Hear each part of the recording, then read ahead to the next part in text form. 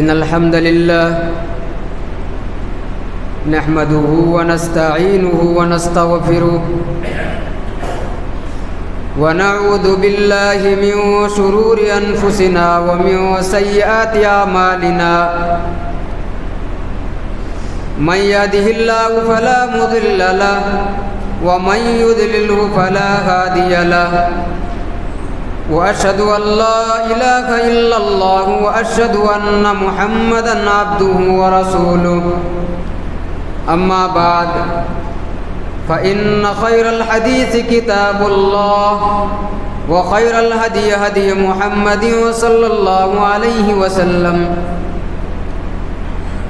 وشر الأمور محدثاتها وكل محدثة بدعة وكل بدعة ضلالة وكل ضلالة في النار فأعوذ بالله السميع العليم من الشيطان الرجيم بسم الله الرحمن الرحيم يا أيها الذين آمنوا اتقوا الله حق تقاته ولا تموتن إلا وأنتم مسلمون يا أيها الذين آمنوا اتقوا الله وقولوا قولا سديدا يصلح لكم أعمالكم ويغفر لكم ذنوبكم ومن يطع الله ورسوله فقد فاز فوزا عظيما وقال الله تبارك وتعالى في مقام آخر بسم الله الرحمن الرحيم قاف والقرآن المجيد بل عجبوا أن جاءهم منذر منهم فقال الكافرون هذا شيء عجيب أإذا متنا وكنا ترابا وذلك رجع بعيد قد علمنا ما تنقص الأرض منهم وعندنا كتاب حفيظ بل كذبوا بالحق لما جاءهم فهم في أمر مريج أفلم ينظروا إلى السماء فوقهم كيف بنيناها وزيناها وما لها من فروج والأرض مددناها وألقينا فيها رواسي وأنبتنا فيها من كل زوج بهيج تبصرة وذكرى لكل عبد منيب ونزلنا من السماء ماء مباركا فأنبتنا به جنات وحب الحصيد والنخل باسقات لها طلع نضيد رزقا للعباد وأحيينا به بلدة ميتا كذلك الخروج كذبت قبلهم قوم نوح وأصحاب الرس وثمود وعاد وفرعون وإخوان لوط وأصحاب الأيكة وقوم تبع كل كذب الرسل فحق وعيد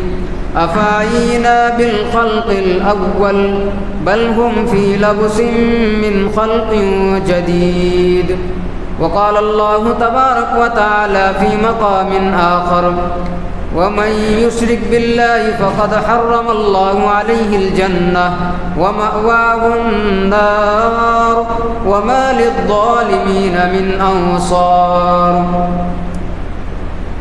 وقال النبي صلى الله عليه وسلم لم يبق من الدنيا إلا بلاء وفتنة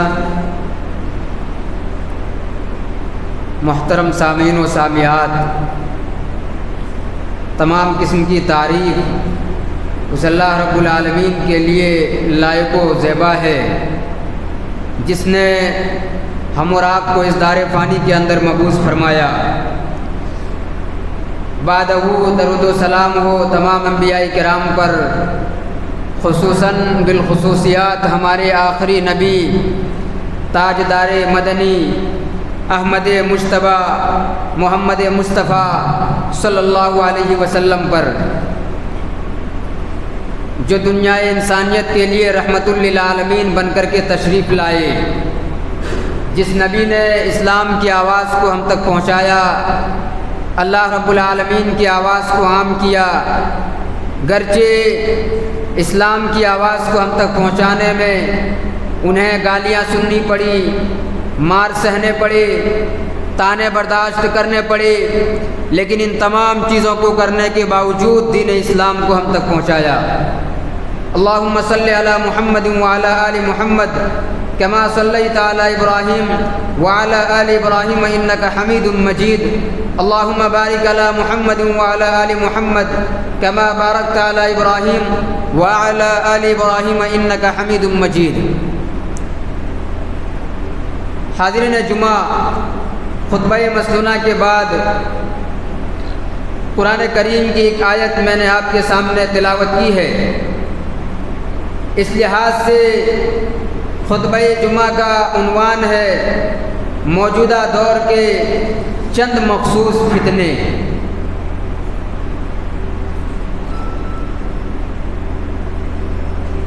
سامعین کرام، اللہ رب العالمین نے انسان کو دنیا کے اندر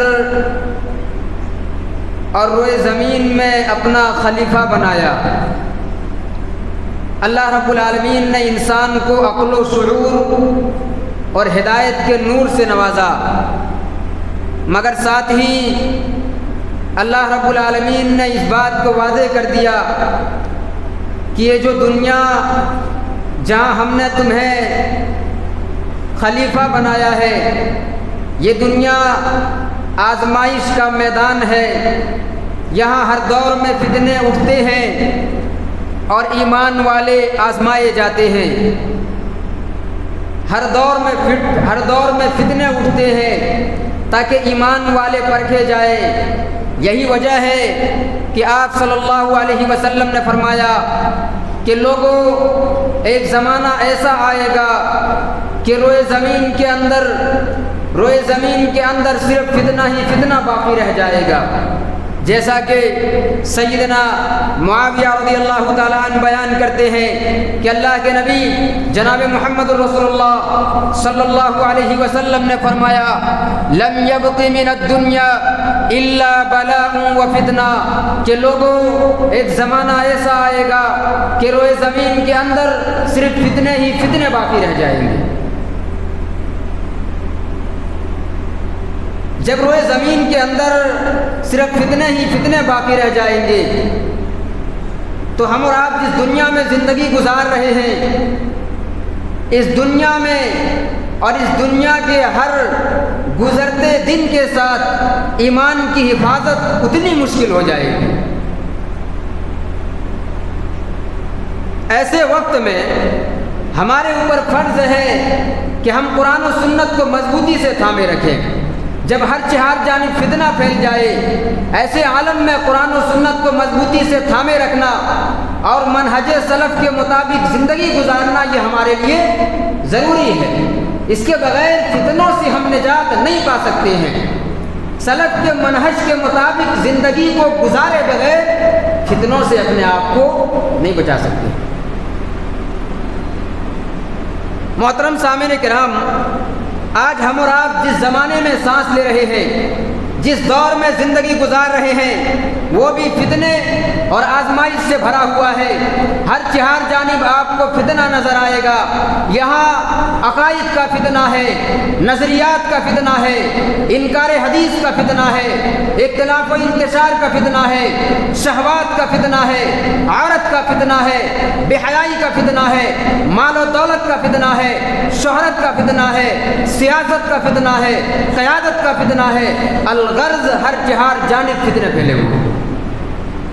ایسے عالم میں ایمان کی حفاظت کرنا بڑا مشکل ہے۔ ایمان کی حفاظت کے لیے ہمارے اوپر یہ واجب ہے کہ ہم قرآن و سنت کو مضبوطی سے تھامے رکھیں۔ اس کے بغیر ایمان کی حفاظت نہیں کر سکتے۔ یہ فتنے اس قدر خطرناک ہیں کہ کہ ایمان کے ہر گوشے میں حملے ہو رہے ہیں۔ گویا کہ دنیا دارالفتن بن چکی ہے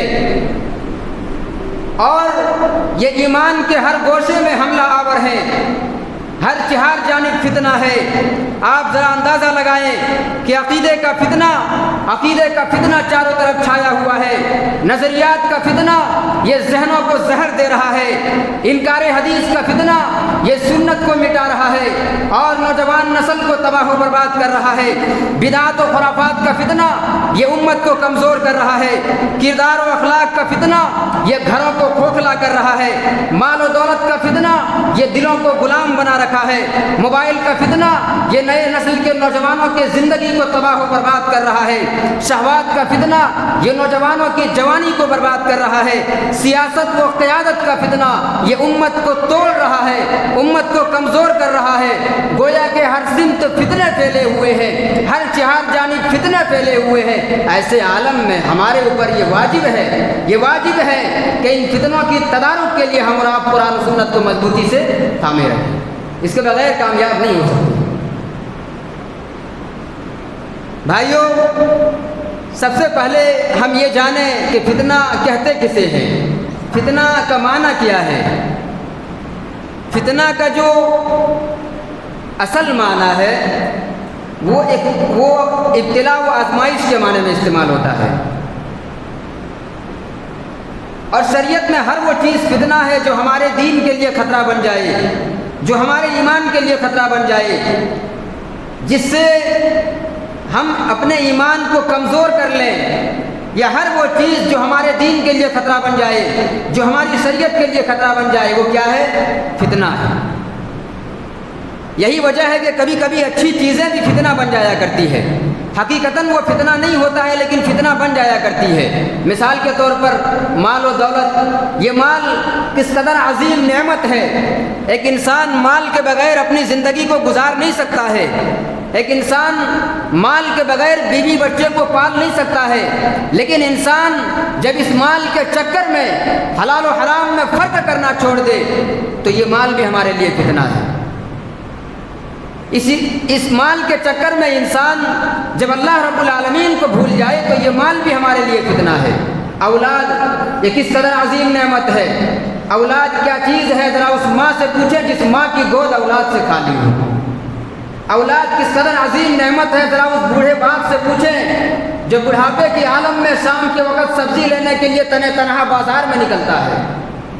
لیکن انسان جب اس اولاد کے چکر میں اللہ رب العالمین کو بھول جائے تو یہ اولاد بھی انسان کے لیے فتنہ ہے۔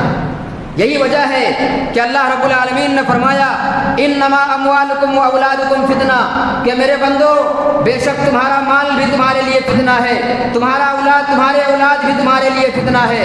کیوں؟ ان چیزوں کے چکر میں انسان حلال و حرام میں فرق کرنا چھوڑ دے اور اللہ رب العالمین سے دور ہو جائے تو یہ ساری چیزیں انسان کے لیے فتنہ بن جاتی ہیں، لیکن حقیقتاً یہ فتنہ نہیں ہے۔ اور اللہ کے نبی جناب محمد رسول اللہ صلی اللہ علیہ وسلم نے ہم اور آپ کو فتنوں سے ڈرایا ہے، صحابہ کرام کو آپ نے فتنوں سے ڈرایا ہے۔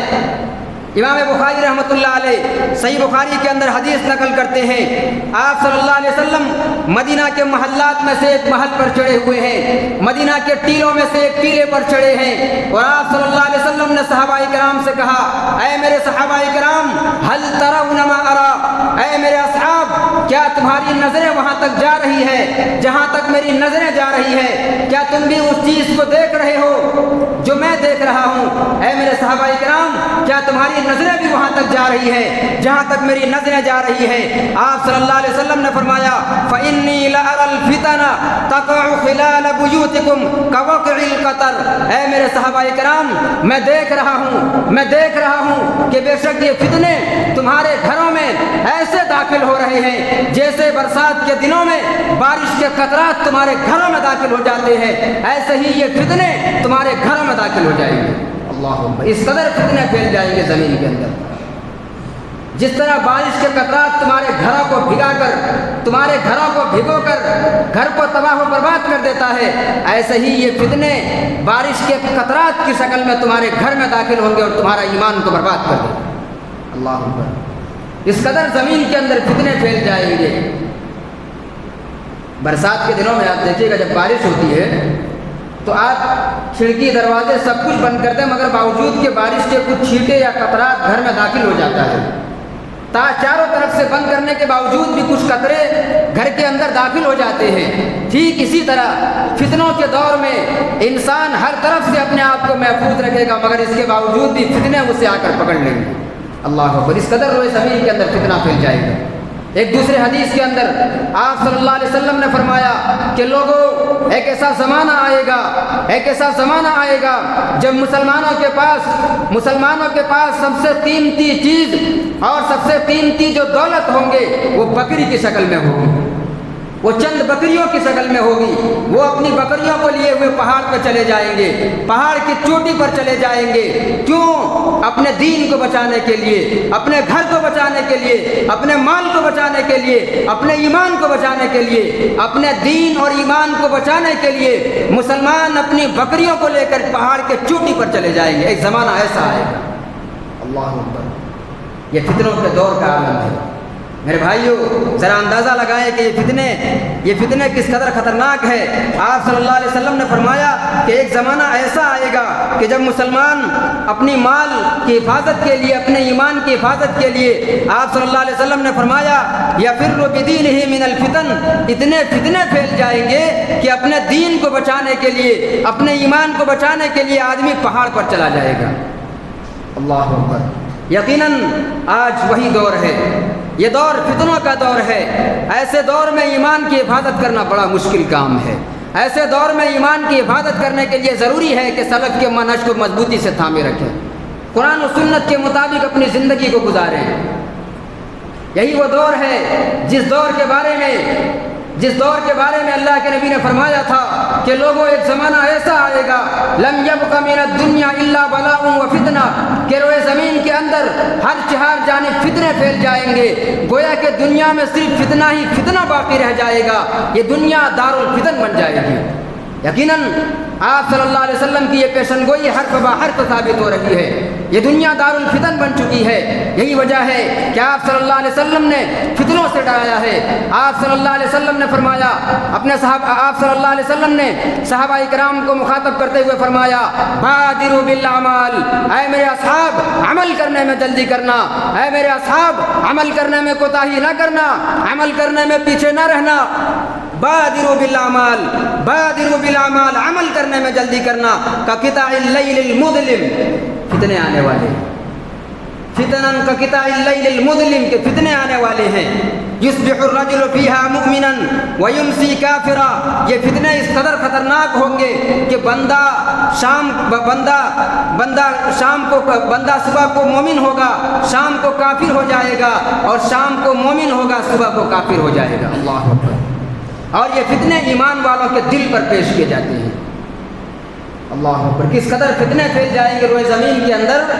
آپ صلی اللہ علیہ وسلم نے فرمایا فیہا مؤمنا ویمسی کافرا ویمسی مؤمنا ویصبح کافرا، کہ شام کے وقت بندہ کافر ہوگا، صبح کو مومن ہو جائے گا، صبح کو مومن ہوگا، شام کو کافر ہو جائے گا۔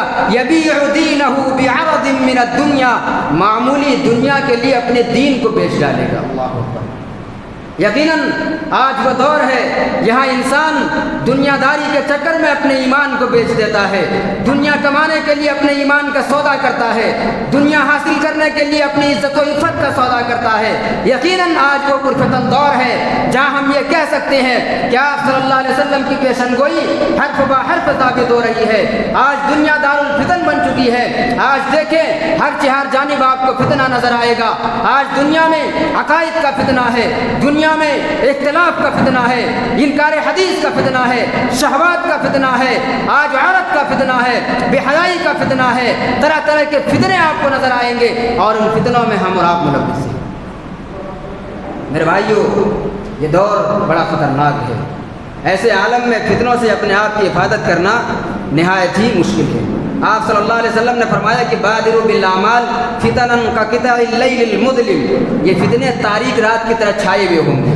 ذرا اندازہ لگائیں کہ اللہ کے نبی جناب محمد رسول اللہ صلی اللہ علیہ وسلم نے اس حدیث میں فتنوں کو اندھیری رات کے ٹکڑوں کے ساتھ تشبیہ دی ہے، یعنی یہ فتنہ اس قدر تیزی سے پھیل جائے گا کہ انسان کی ایمانی حالت کب بدل جائے گی انسان کو احساس بھی نہیں ہوگا۔ اللہ اکبر، اس قدر یہ فتنے پھیل جائیں گے روئے زمین کے اندر۔ اب یہاں سوال پیدا ہوتا ہے کہ جب اللہ کے نبی جناب محمد رسول اللہ صلی اللہ علیہ وسلم صحابہ کرام کو فتنوں سے ڈرا رہے ہیں، جب صحابہ کے زمانے میں فتنے موجود تھے تو کیا آج کے زمانے میں فتنے موجود نہیں ہیں؟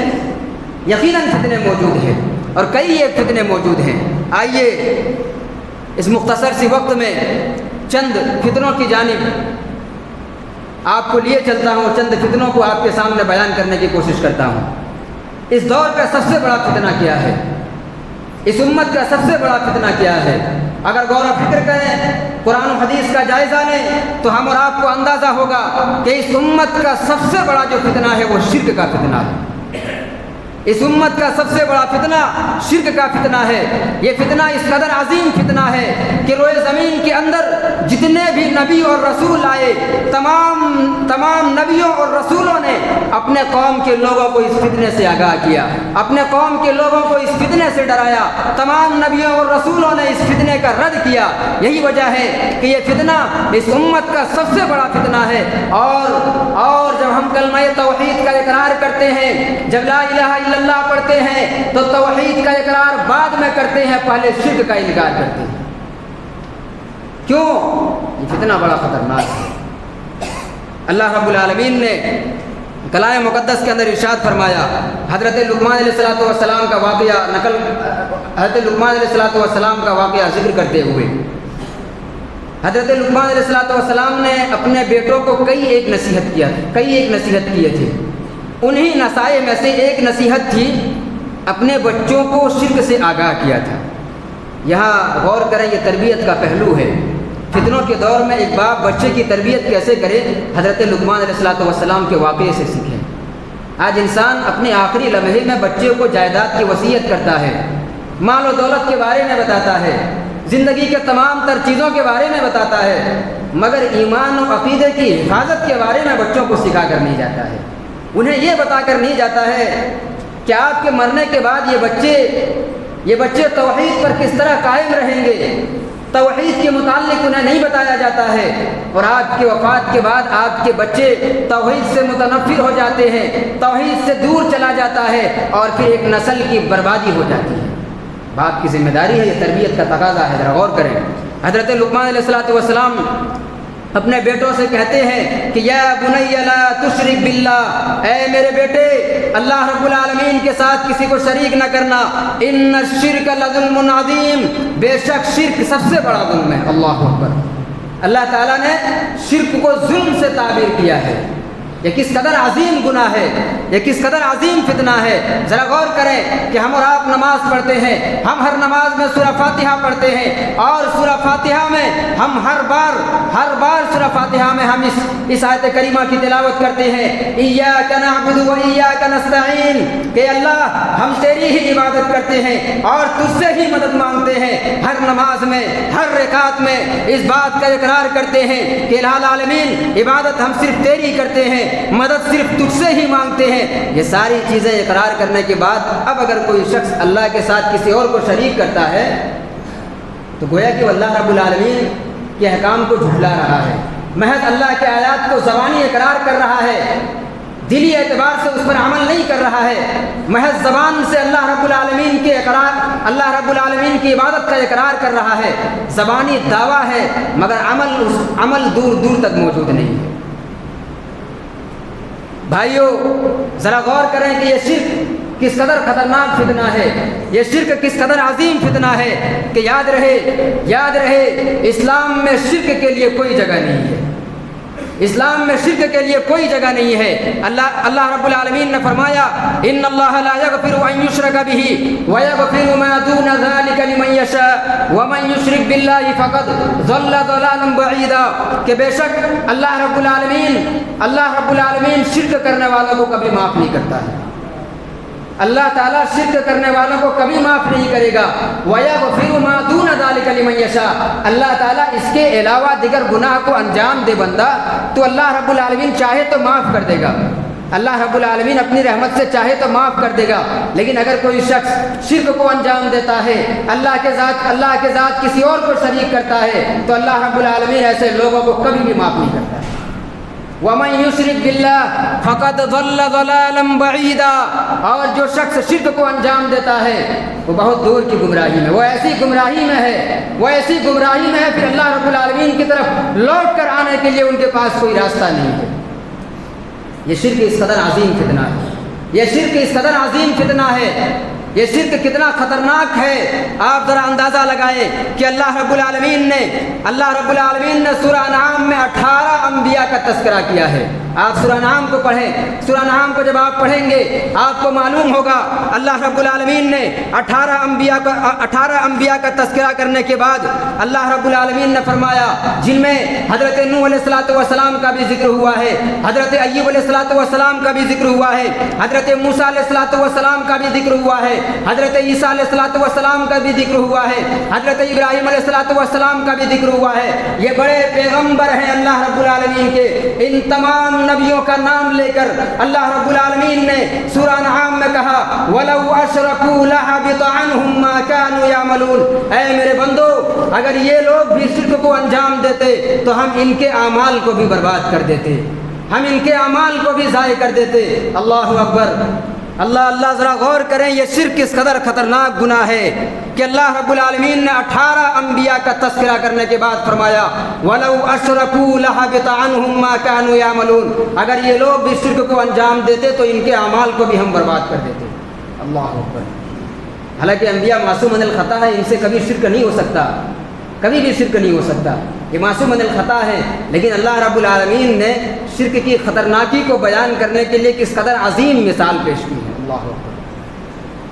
ذرا اندازہ لگائیں کہ شرک کس قدر خطرناک گناہ ہے۔ شرک کا فتنہ اس قدر عظیم ہے کہ اگر کوئی شخص شرک کو انجام دیتا ہے اور حالت شرک میں اس کی موت ہو جاتی ہے تو وہ ہمیشہ ہمیشہ کے لیے جہنم میں رہے گا۔ اللہ تعالیٰ نے ایسوں پر، مشرکین پر جنت کو حرام کر دیا ہے۔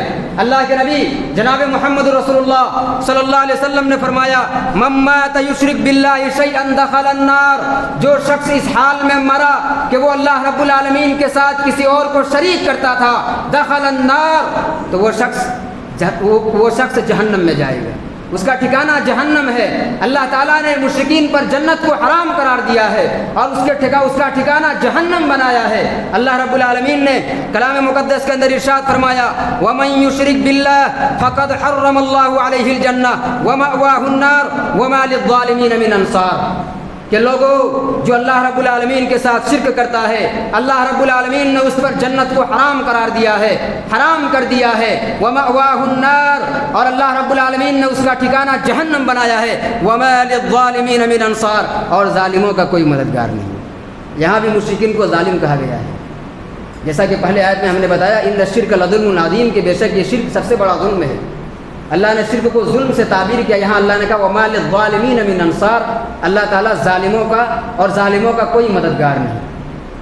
ذرا اندازہ لگائیں کہ یہ شرک اس قدر خطرناک ہے۔ میرے بھائیوں، آج سماج اور سوسائٹی کا جائزہ لیں، آج کتنے ایسے گھرانے ہیں جہاں آپ کو شرک نظر آئیں گے، اہل حدیث گھرانوں میں بھی آپ کو شرک نظر آئیں گے، منہج کا چولا اوڑھنے والوں کے یہاں بھی آپ کو شرک نظر آئیں گے، صبح سے شام تلک منہج سلف کا رٹ لگانے والوں کے یہاں بھی آپ کو شرک نظر آئیں گے۔ کیوں؟ شرک کی جو خطرناکی ہے، وہ جو چور دروازے ہیں اسے انہوں نے کھولا رکھا ہے۔ انسان جب شرک اصغر کو انجام دیتا ہے تو آہستہ آہستہ یہ شرک اصغر کے ذریعہ شرک اکبر تک پہنچ جاتا ہے۔ لہذا منہج سلف کی رٹ لگانے سے انسان کامیاب نہیں ہوگا، محض قال اللہ اور قال الرسول کی زبانی رٹ لگانے سے انسان کامیاب نہیں ہوگا، بلکہ قال اللہ کے مطابق زندگی گزاریں اور قال الرسول کے مطابق اپنی زندگی کو سنواریں۔ اس کے بغیر نہ آپ فتنوں سے بچ سکتے ہیں، نہ شرک سے بچ سکتے ہیں، نہ دیگر فتنوں سے اپنے آپ کو محفوظ رکھ سکتے ہیں۔ میرے بھائیوں، ذرا اندازہ لگائیں کہ شرک کس قدر خطرناک فتنہ ہے کہ اللہ رب العالمین نے مشرکین پر ہمیشہ کے لیے جنت کو حرام قرار دیا ہے۔ لہذا شرک سے بچیں اور یاد رکھیں کہ اگر عبادت کی جائے گی تو صرف اللہ رب العالمین کی عبادت کی جائے گی، اگر سجدہ ریز ہوں گے تو صرف اللہ رب العالمین کے سامنے سجدہ ریز ہوں گے، اگر دعائیں مانگی جائے گی تو صرف اللہ رب العالمین سے دعائیں مانگی جائے گی، اگر اولاد دہندہ کوئی ہے اگر اولاد دہندہ کوئی ہے تو یہ اس بات کا اعتقاد رکھنا کہ اگر کوئی اولاد دہندہ ہے تو وہ صرف اللہ رب العالمین کی ذات ہے۔ لوگوں ذرا غور کریں، جن سے تم اولاد مانگتے ہو، جن سے اولاد مانگتے ہو، ذرا اندازہ لگائیں، غور و فکر کریں، سوچیں، تصور کریں کہ ان سے پہلے جب وہ دنیا میں نہیں آئے تھے تمہیں اولاد کون دے رہا تھا؟ دنیا والوں کو اولاد کون دے رہا تھا؟ آج لوگ جن باباؤں سے رزق طلب کرتے ہیں، جن سے اپنی مراد اور اپنی منتیں پوری کرنے کی خواہش رکھتے ہیں، جب وہ دنیا میں نہیں آئے تھے ان سے پہلے لوگوں کو رزق کون دے رہا تھا؟ لوگوں کی مرادیں پوری کون کر رہا تھا؟ لوگوں کی دعاؤں کو کون سن رہا تھا؟ آج لوگ جن مزاروں کے سامنے اولاد طلب کرتے ہیں، اولاد مانگتے ہیں، اولاد کی گہار لگاتے ہیں، ذرا ان سے پوچھیں جب یہ مزار وجود میں نہیں آیا تھا ان سے پہلے لوگوں کو اولاد کون دے رہا تھا؟ ان سے پہلے ان کی دعائیں کون سن رہا تھا؟ یقیناً اللہ کی ذات ہے، وہ اللہ رب العالمین کی ذات ہے جو ازل سے ہے اور ابد تک رہنے والا ہے۔ اللہ رب العالمین تمہاری دعاؤں کو سن رہا تھا، اللہ تمہاری دعاؤں کو اب بھی سنتا ہے، مگر شرط یہ ہے کہ اللہ رب العالمین کو پکارا جائے۔ میرے بھائیو، آج کئی ایسے مسلم گھرانے آپ کو نظر آئیں گے جہاں شادی کے 4 سال ہوئے، 5 سال ہوئے، اولاد نہ ہونے پر ایسی درگاہوں اور مزارات کے چکر کاٹے جاتے ہیں، اللہ رب العالمین کے در کو چھوڑ کر کہیں اور سر جھکائے جاتے ہیں۔ میں اپنا ایک ذاتی حقیقی واقعہ بتاؤں، میں شہر بریلی میں ہم نے پڑھا ہے اور ایک لمحہ اور ایک زمانہ ہم نے گزارا ہے۔ جس شہر کا نام بریلی ہے اس ایک ضلع میں 454 مزار ہے، صرف ایک ضلع میں 454 مزار ہے، اور ان کے امام احمد رضا خان بریلوی کا مزار بھی وہیں موجود ہے۔ کئی دفعہ گھومنے کا موقع بھی ملا۔ ایک دفعہ کا واقعہ ہے، بقرعید کے وقت غالباً تھا، کئی ساتھیوں اور اساتذہ کے ساتھ گئے ہوئے تھے۔ ایک عورت مزار کے سامنے بیٹھی ہوئی تھی، اب ظاہر بے حجاب تھی، پریشان حال تھی، تو ساتھیوں نے کہا کہ کیوں نہ حال دریافت کر لیا جائے۔ ہمارے ساتھیوں میں سے کوئی قریب گیا جو وہاں کے رہنے والے تھے، جو ان کی زبان میں بات کر سکتے تھے، قریب گیا اور قریب جا کر جب اس عورت سے پوچھا کہ کیا مسئلہ ہے، پریشانی کیا ہے، تو کہا کہ شادی کے 7 سال یا 8 سال غالباً انہوں نے بتایا تھا کہ اتنا عرصہ بیت چکا ہے، اب تک کوئی اولاد نہ ہونے کی وجہ سے گھر والے طعنہ دیتے ہیں، اور لوگوں نے مشورہ دیا کہ فلاں کے پاس جائیں، ممکن ہے کہ اولاد ہو جائے۔ اللہ اکبر! ذرا اندازہ لگائیں کہ کس قدر ان کے ایمان کو لوٹا گیا، کس قدر ان کے توحید میں بگاڑ اور خلل پیدا کی گئی، کس قدر ان کے عقیدے کو بگاڑا اور ان کے عقیدے کو تار کیا گیا کہ اللہ کے در کو چھوڑ کر غیر اللہ کے در میں اولاد طلب کرنے کے لیے چلے گئے۔ اللہ اکبر! میرے بھائیوں، یہ ساری چیزیں یقیناً توحید سے متعلق ہے۔ انسان کے پاس جب توحید کا علم نہیں ہوتا ہے تو پھر وہ شرک کے راستے کو چنتا ہے، پھر وہ معمولی پریشانی کو غیر اللہ کے سامنے رکھتا ہے، اولاد نہ ہونے پر دوسروں کو اولاد دہندہ تصور کرتا ہے۔ ایسے عالم میں لوگوں کے یہاں شرک کی مذمت کرنا یہ ایمان کا حصہ ہے۔ میرے بھائیوں، ذرا اندازہ لگائیں کہ کس قدر لوگ شرک و بدعات میں مبتلا ہیں۔ آپ کبھی ان مزاروں کے سامنے گزریں، آپ کبھی ان درگاہوں کے سامنے گزریں، یقیناً آپ کا ایمان اس قدر تازہ ہوگا کہ وہاں توحید کی جو خوشبو آپ کے پاس ہے، اس خوشبو کی وجہ سے آپ کی آنکھ سے آنسو چھلک پڑیں گے۔ درگاہوں کے پاس سے جب گزریں گے تو یقیناً آنکھیں نم ہو جائیں گی، آپ روئیں گے، لوگوں کی حالت زار کو دیکھ کر، لوگوں کی بے بسی کو دیکھ کر آپ روئیں گے کہ لوگ ایسے لوگوں سے اپنی مرادیں اور اپنی منتیں پوری کر رہے ہیں کہ جو دنیا میں انتقال کے بعد قبر تک خود جانے کی طاقت نہیں رکھتا، جن کو 4 لوگوں نے کاندھا دے کر قبرستان میں دفن کیا، جب زندہ تھے ان کے پاس کوئی طاقت نہیں تھا، مرنے کے بعد مکمل کنٹرول روم کی چابی ان کے پاس کہاں سے آ جاتی ہے؟ میرے بھائیو، یہ ساری چیزیں غور و فکر کرنے کی ہے۔ اللہ رب العالمین نے قرآن میں واضح اعلان کر دیا کہ اِنَّكَ لَا تُسْمِعُ الْمَوْتَى، کہ مردے نہیں سنتے ہیں، سننے والی کوئی ذات ہے وہ اللہ کی ذات ہے۔ وَإِذَا سَأَلَكَ عِبَادِي عَنِّي فَإِنِّي قَرِيبٌ أُجِيبُ دَعْوَةَ الدَّاعِ إِذَا دَعَانِ فَلْيَسْتَجِيبُوا لِي وَلْيُؤْمِنُوا بِي لَعَلَّهُمْ يَرْشُدُونَ۔ دعا مانگو تو اللہ کی ذات سے مانگو، اللہ تعالیٰ تمہارے اتنے قریب ہے، کتنے قریب؟ تمہارے شہ رگ سے بھی زیادہ قریب ہے، اسے کہتے ہیں شہ رگ۔ ارے جو ذات تمہارے شہ رگ سے بھی زیادہ قریب ہو، اس ذات کو چھوڑ کر کسی اور ذات سے پکارنا یا کسی اور ذات سے دعائیں کرنا، یہ کس قدر بیوقوفی ہے اور اللہ رب العالمین کی ذات سے کھلواڑ ہے۔ لہذا اپنے آپ کو شرک سے محفوظ رکھیں، یہ اس دور کا بہت بڑا فتنہ ہے، یہ اس دور کا سب سے بڑا فتنہ ہے۔ کون سا فتنہ؟ شرک کا فتنہ۔ لہذا شرک سے اپنے آپ کو محفوظ رکھیں۔ اسی طرح اس امت کا دوسرا سب سے بڑا جو فتنہ ہے وہ بدعات و خرافات کا فتنہ ہے، یعنی ایسی چیز کو دین سمجھ کر کے کرنا جس کا دین سے کوئی تعلق نہیں، جس کا دین سے دور دور تک کوئی تعلق نہیں، جیسے قبروں پر فاتحہ کرنا، قبروں میں کھانا پیش کرنا، اسی طرح کسی کی وفات کے 10ویں دن بعد بریانی بنانا، 40واں منانا، ان تمام کا تعلق کن سے ہے؟ بدعات سے ہے۔ یہ نبی کے زمانے میں موجود نہیں تھا، صحابہ کے زمانے میں موجود نہیں تھا، تابعین کے زمانے میں موجود نہیں تھا، تبع تابعین کے زمانے میں موجود نہیں تھا، سلف صالحین کے زمانے میں موجود نہیں تھا۔ لہذا اسے بدعت کہنے میں کوئی حرج نہیں ہے قرآن و سنت کی روشنی میں۔ اچھا، بعض لوگ بدعت کہنے پہ، بعض کے یہاں تو یہ دلیل مشہور ہے کہ منع کہا ہے، اور بعض بیوقوف اتنے دین کے معاملے میں اور اپنی روزی روٹی چلانے اور پیٹ کو سنوارنے کے لیے اس قدر اندھے ہو جاتے ہیں اور اس قدر بغیرت ہو جاتے ہیں کہ بعض یہ کہتے ہیں کہ نبی کے زمانے میں تم بھی نہیں تھے، تم بھی بدعت ہو۔ ذرا اندازہ لگائیں کہ جہالت کس قدر عام ہے کہ نبی کے زمانے میں تم بھی نہیں تھے، تم بھی بدعت ہو۔ ہمارا تعلق شریعت سے نہیں ہے، ہم شریعت نہیں ہیں، ہم شارع نہیں ہیں، ہم دنیا میں رہیں نہ رہیں اس سے شریعت کو فرق پڑنے والا نہیں ہے۔ لوگ ہمیں دیکھ کر زندگی نہیں گزار رہے ہیں، لوگ زندگی گزار رہے ہیں تو آمنہ کے لال جناب محمد رسول اللہ صلی اللہ علیہ وسلم کو دیکھ کر زندگی گزار رہے ہیں، لوگ زندگی گزار رہے ہیں، ایمان کو سنوار رہے ہیں تو صحابہ کرام کو دیکھ کر سنوار رہے ہیں، جن کے بارے میں اللہ نے کہا فَإِنْ آمَنُوا بِمِثْلِ مَا آمَنْتُمْ بِهِ فَقَدْ اهْتَدَوْا، کہ ایمان ایسے لاؤ جیسے صحابہ نے ایمان لایا۔ صحابہ کو معیار ایمان مانتے، ہم کہاں ہے معیار ایمان؟ بعض لوگ بدعت کو انجام بھی دیتے ہیں اور بڑے جہالت قسم کے جواب بھی دیتے ہیں۔ ہمارے یہاں جامتڑا میں ایک عالم ہے، اسے غیر عالم ہی کہا جائے تو بہتر ہے، صدیق رضا یا صدیق حسن نام ہے، جھارکھنڈی بابا کے نام سے مشہور ہے، لوگ بہت زیادہ سنتے ہیں ان کو۔ ان سے کسی نے عید میلاد النبی کے موقع پر پوچھا کہ مولانا صاحب جو جھنڈا لگاتے ہیں اس کی دلیل کہاں ہے، کس کتاب میں لکھا ہوا ہے؟ حضرت نے جواب دیا، آپ کو سن کر تعجب ہوگا کہ ارے اللہ کے بندے، یہ جھنڈے تمہیں کتاب میں کہاں نظر آئیں گے؟ جھنڈا تو بانس میں رہتا ہے، ذرا بتائیں۔ ان کے یہاں دعوت کا یہ معیار ہے، داعی کا یہ معیار ہے کہ ان سے عید میلاد النبی کے موقع پر دلائل پوچھے جائیں تو دلیل ایک دفعہ اور کسی نے ان سے پوچھا کہ آپ جو شب برات میں حلوہ بناتے ہیں اس کی دلیل کہاں ہے، کہاں لکھا ہوا ہے؟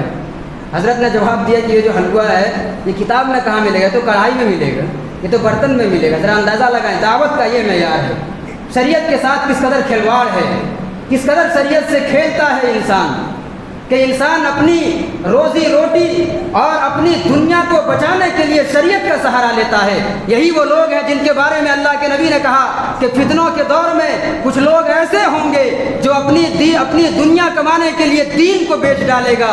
یہی وہ علماء سوء ہیں جن کے بارے میں آپ صلی اللہ علیہ وسلم نے فرمایا یبیع دینہ بعرض من الدنیا، کہ دنیا میں لوگ معمولی دنیا حاصل کرنے کے لیے اپنے دین کو بیچ ڈالے گا۔ اللہ اکبر۔ آج لوگ دنیا حاصل کرنے کے لیے، دنیا کمانے کے لیے دین کو ماشاءاللہ بیچ بھی رہے ہیں۔ میرے بھائیو، بدعات و خرافات کا فتنہ یہ بہت بڑا فتنہ ہے، اس دور کا فتنہ، بدعات کا فتنہ اس قدر عظیم فتنہ ہے کہ امام عبداللہ ابن مبارک رحمۃ اللہ علیہ کہا کرتے تھے کہ بدعاتی کو ابلیس بہت پسند ہے، بدعاتی کو ابلیس بہت پسند ہے۔ کیوں؟ ایک گنہگار جو گناہ کو انجام دیتا ہے ممکن ہے وہ اپنی گناہ سے توبہ کر لے، ایک شرابی جو شراب پیتا ہے ممکن ہے وہ اپنی شرابی سے توبہ کر لے، شراب پینا چھوڑ دے۔ ایک انسان جو زنا کرتا ہے ممکن ہے وہ زناکاری کو چھوڑ دے، اس سے توبہ کر لے۔ ایک حرام خور اپنی حرام خوری سے توبہ کر لے، مگر بدعتی کبھی بھی توبہ نہیں کرتا ہے۔ کیوں؟ اسے وہ دین سمجھ کر کے کر رہا ہے۔ امام حسن بصری رحمۃ اللہ علیہ کہا کرتے تھے کہ بدعتی کو اللہ تعالیٰ توبہ کی توفیق بھی نہیں دیتا ہے۔ یہ بدعتی اس قدر محروم القسمت لوگ ہیں کہ کل قیامت کے دن ان لوگوں کو، بدعتیوں کو اللہ کے نبی کے ہاتھ سے حوض کوثر کا جام تک نصیب نہیں ہوگا۔ یہ بدعت اس قدر خطرناک ہے کہ اللہ کے نبی جناب محمد رسول اللہ صلی اللہ علیہ وسلم اپنے ہر خطبے میں پڑھا کرتے تھے وَكُلُّ مُحْدَثَةٍ بِدْعَةٍ وَكُلُّ بِدْعَةٍ ضَلَالَةٍ وَكُلُّ ضَلَالَةٍ فِي النَّارِ، کہ ہر نئی بات بدعت ہے، ہر بدعت گمراہی ہے، اور ہر گمراہی جہنم میں لے جانے والی ہے۔ بھائیو، اللہ رب العالمین سے دعا ہے کہ اللہ تعالی ہمیں مذکورہ فتنوں کو سمجھنے اور ان فتنوں کی تدارک کرنے کی توفیق عطا فرمائے، آمین۔ ربنا تقبل منا انک انت السمیع العلیم، وآخر دعوانا ان الحمد للہ رب العالمین۔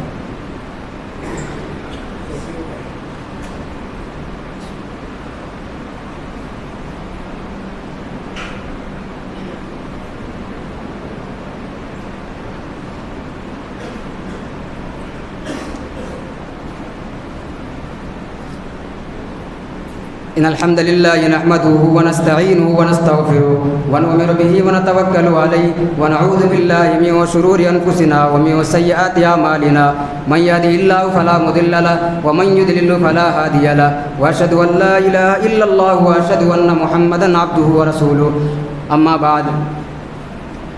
عباد اللہ، حاضرین جمعہ، آپ نے خطبہ فتنوں کے دور میں ہماری ذمہ داری کے متعلق چند فتنوں کو سنا۔ یقیناً یہ دور فتنوں کا دور ہے، اور اس دور میں سب سے بڑا جو فتنہ ہے وہ شرک کا فتنہ ہے، بدعات کا فتنہ ہے، اور ان فتنوں کی تدارک ہم اور آپ کی ذمہ داری ہے۔ ہم خود بھی ان فتنوں سے بچیں اور لوگوں کو بھی ان فتنوں سے محفوظ رکھیں، اور دعوت اللہ کی جو ذمہ داری ہے ہم اسے بخوبی ادا کرنے کی کوشش کریں۔ اللہ تعالیٰ سے دعا ہے کہ اللہ تعالیٰ ہم سبوں کو ان فتنوں سے محفوظ رکھے۔ ان اللہ و ملائکتہ یصلون علی النبی یا ایھا الذین آمنوا صلوا علیہ وسلموا تسلیما، اللهم صل علی محمد وعلی آل محمد کما صلیت علی ابراہیم وعلی آل ابراہیم انک حمید مجید، اللهم بارک علی محمد وعلی آل محمد کما بارکت علی ابراہیم وعلی آل ابراہیم انک حمید مجید۔ عباد اللہ رحمکم اللہ، ان اللہ یامر بالعدل والاحسان وایتاء ذی القربى وینہی عن الفحشاء والمنکر والبغی یعظکم لعلکم تذکرون، ولذکر اللہ اکبر واللہ یعلم ما تصنعون۔ حاضرین جمعہ، جیسا کہ گزشتہ جمعہ یہ اعلان ہوا تھا کہ آپ کی مسجد میں 4 اور 5 اکتوبر کو ایک شاندار دورہ علمیہ رکھا گیا ہے جو پروگرام کی شکل میں ہے، جس میں ہندوستان کے معروف شخصیت مولانا ابو ہریرہ مدنی حفظہ اللہ تشریف لائیں گے، اور عالم اسلام کی معروف شخصیت شیخ الاسلام محمد بن عبد الوہاب رحمۃ اللہ علیہ کی معروف کتاب الاصول الثلاثہ کا درس پیش کریں گے، جو نہایت ہی قیمتی اور نہایت ہی مفید ہے۔ فتنوں کے دور میں اس کتاب کا درس سننا اور اس کتاب کو پڑھنا اور اس کتاب کے مطابق زندگی گزارنا یہ ہمارے لیے ضروری ہے۔